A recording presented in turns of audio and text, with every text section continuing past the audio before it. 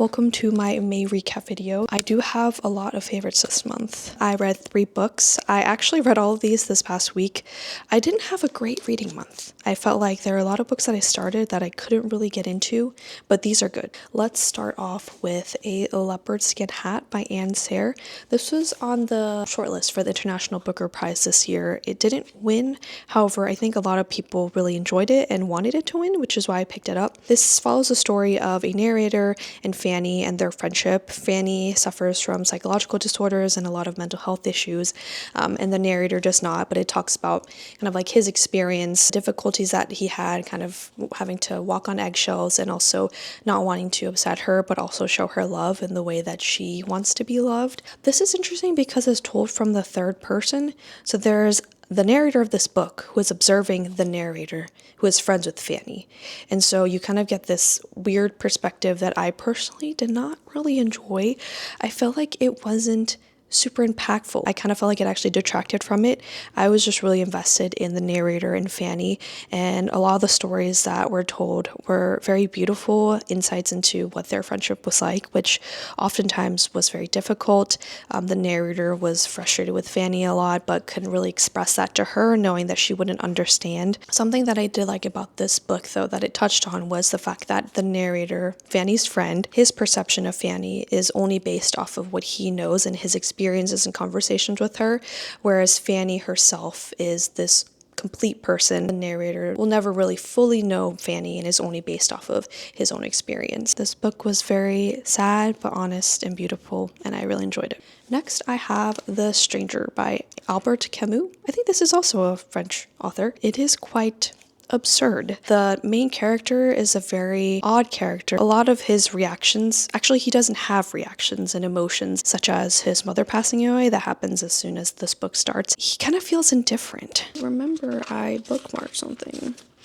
I wrote, his mom dies, but he feels nothing, almost like it's an inconvenience for him, emotionless. And that's kind of who he is. And I think at times it's very confusing and hard to understand the main character, because you're like, why did he do that? Like, it just doesn't make sense. It kind of makes you think about society and our expectations and kind of what drives us in our actions and our thoughts. And this person just doesn't really conform to that, which I feel like kind of opens up a lot of questions of like, why? I don't know. I really like this though. Lastly, I have Perfection by Vincenzo Latronico. Is this another French author? I don't know. I'll have to look that up. No. Italian? This is also on the shortlist for the International Booker Prize this year. This basically talks about like the millennial experience and the existential dread and disillusionment that we have. Follows Anna and Tom. They're an expat couple living in Berlin. They're digital nomads. They live this beautiful life as graphic designers, and they're working for themselves. You see that they are doing all these things that they feel like will help them grow and like reinvent themselves by going to art galleries, being very experimental in their life. However, you see that it doesn't really make them happier. This is very observational, I will say. It doesn't really go like deep and like dig into their emotions. There are like moments like here and there.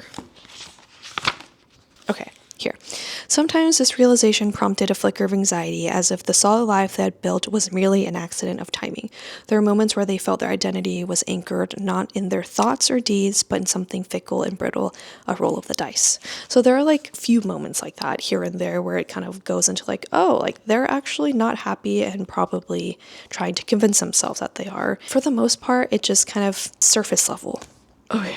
That was a lot of talking. Now for favorites, I do have quite a bit this month. If you want the best nighttime fragrance scent combo, this is it.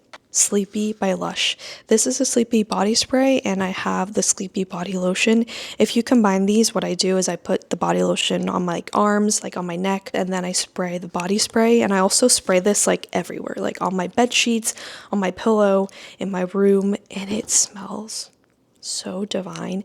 It smells like warm lavender marshmallow clouds. It just smells very dreamy and very calming. It has lavender in it, which I really think is great for the nighttime, but I also think you could definitely use this during the day, like I do, and it lasts a pretty good amount of time, especially when paired with the body lotion. This is a candle by Frenshe. This is a salty reset candle, and this smells just like white rice by Denom. And I have a perfume sample of that, and I've also smelled it in stores, and I think it's pretty accurate. I will say that this projects pretty well.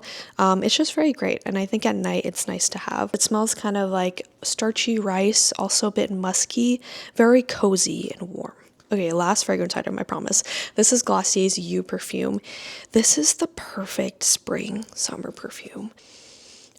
This smells very salty, but in a good way. It kind of reminds me of like the beach and sunscreen with a little bit of apricot in there. It does have floral because this is Glossier You Fleur. However, it's not very strong, which I personally like because I do not like floral. For beauty, I have 2 items. First is a lip product.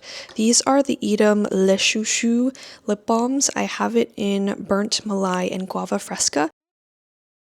I think Burnt Malai is more of my everyday shade, but the Guava Fresca is nice for like a spring pop of color. The metal applicator on it also makes it a very luxurious experience, and it actually does moisturize your lips. I also have this Decorte Eye Glow Gem Skin Shadow in 12G Satin Shine. I swatched it under Guava Fresca. It is a very skin-like shimmer, a very, very light sheen. I like it because it just looks like my skin tone. It doesn't have much color to it, but it gives like a nice glimmer. I actually got this in Japan, so I'm not sure where you can find it in the States. If you're the type of person that doesn't like to put in too much effort in their daily makeup, but wants to still have like a little bit of sparkle or color, I would definitely recommend these. These are super easy to use, and I love them. The last favorite I have are these mints. This is Mintia Breeze mints.